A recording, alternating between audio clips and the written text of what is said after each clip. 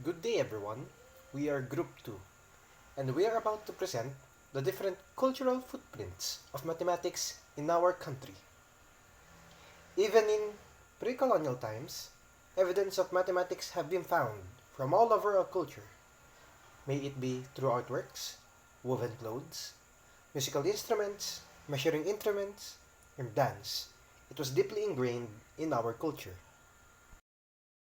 First, let us start off with the Laguna Copperplate Inscription, or the LCI.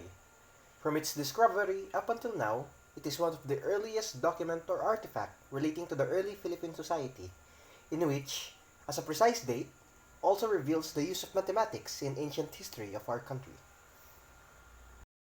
The LCI is significant for many reasons. It is important to point out that the document itself uses the Saka calendar system, permitting us to count and mark the years. It also shows a precise measurement for gold, implying that the use of standard system of weights and measures was present back then. The LCI also refers to the phases of the moon to fix the precise day within the month, implying familiarity with the basic concepts of astronomy. In everyday life, we see things that are a collection of lines and shapes merged together. The reason behind that is mathematics. Mathematics is incorporated in artworks, pottery, paintings, basic everyday objects, etc.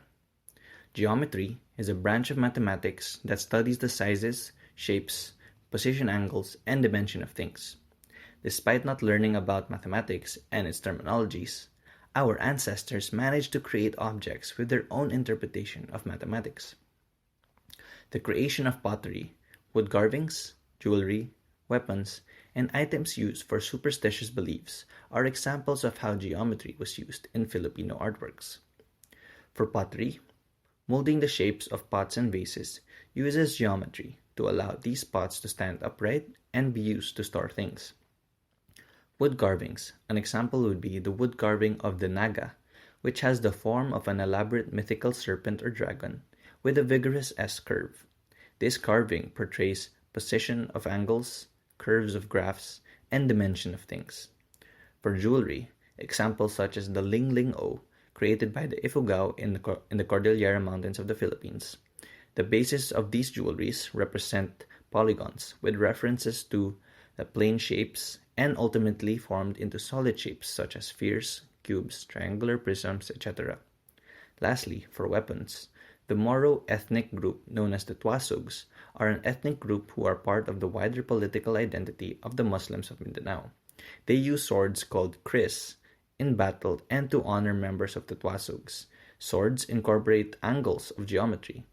In fact, a 30-degree angle is often considered the best sharpening point for most swords. As iterated thus far, mathematics has been thoroughly utilized by our ancestors. Up until now, a somewhat forgotten form of art would be the art of weaving. While the country's textile traditions aren't as prevalent as it once was, we cannot look past the iconic geometric designs imprinted on the woven materials done by hand with utmost precision. Though how exactly did this come about? Through geometry. The foundation of all woven textiles starts off with the square, a basic geometric shape, and it is done repeatedly until a pattern begins to emerge and manifests itself onto the canvas. Despite the immense lack of mathematical training taught back then than compared to that of schools today, the weavers of the past were still able to work off of a mental blueprint to attain the design they visualized. Typically, these precise patterns either symbolize something or represent a particular community.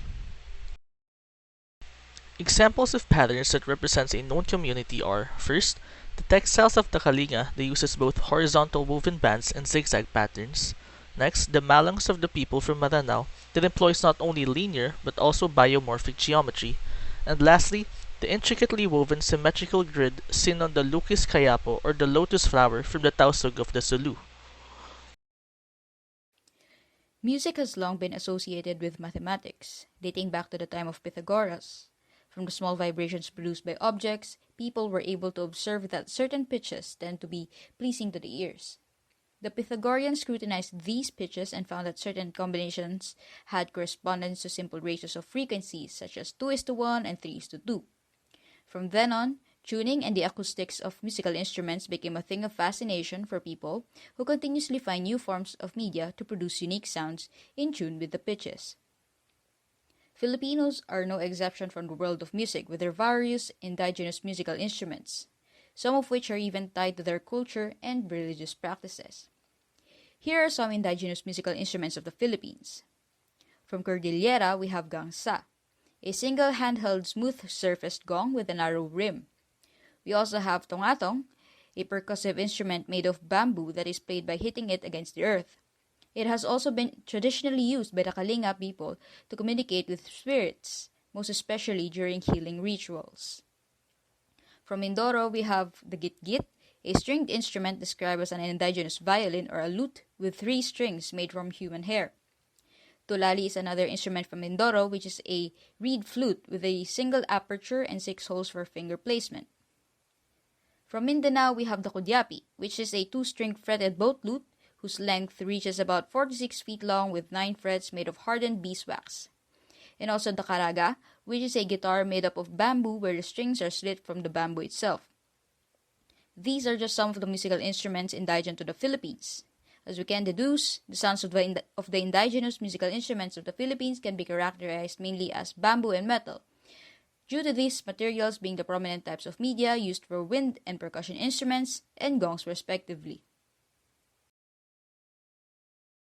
There are countless cultures worldwide, and each has its unique dances with various types of movements. We can observe that these dances are made with rhythm, forms, and patterns if we look attentively at them. These can be connected to mathematical concepts like geometry, angles, shapes, patterns, and symmetry. Beat patterns and rhythmic variations in music and how the body moves in response to this can all be inspired by mathematical concepts. These dancers' movements and the formations created by them create geometry. Patterns can be found in the choreography and the formations and dance steps repeated.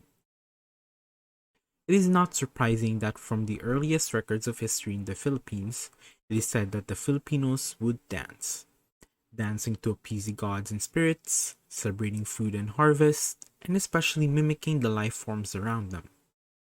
An example of this is itik-itik. Itik is a species of duck that originated from Surigao. It is said that this dance would improvise the imitation of a duck's movement, which came from a woman living in Surigao. Analyzing this dance, we can see mathematics through the whole performance. We can see how the dancers use their hands and feet to form shapes and angles, which creates an imagery of a duck walking and splashing water on its back to attract a mate. They would also use the rhythm of the beat to count, usually with 8 counts, to change formations and would mainly create symmetry with one partner or anyone. They would also create patterns with their hand and feet movements, and they would often repeat steps after reaching a specific interval within the music and rhythm. There are many more folk dances that the Philippine culture has, and I think this is one of the ways we, as Filipinos, can see the true beauty of mathematics in the natural world.